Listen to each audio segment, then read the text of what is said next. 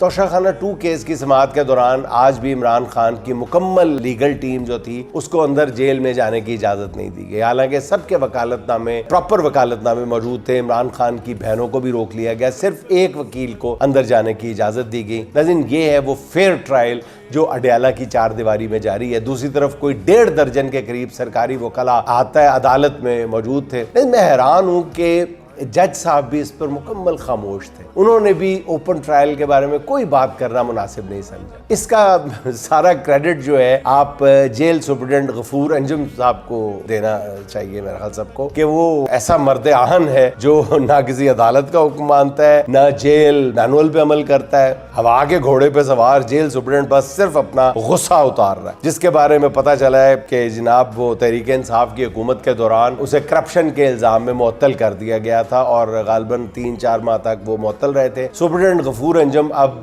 शायद उसी मुअत्तली का बदला ले रहा है और इसी हीरे को चुनकर अडयाला का इंचार्ज बनाया गया और हर जगह पे कमोबेश यही वारदात डाली जा रही है। चुन चुन के मुख्तलिफ इदारों में जिनके दिल में कोई ना कोई इमरान खान या PTI के बारे में ग्रज है उसको लाया जा रहा है कि आप फैसला करें, आप कोई ना कोई उसमें रोल प्ले करें। हर जगह पे कमोबेश यही आलम है। सुप्रिटेंडेंट साहब को कोई नहीं है कि आपकी अगर मुअत्तली हुई थी तो इमरान खान ने तो नहीं की थी, जान दो गुस्सा सर, जान दो की करी जा रहे हो।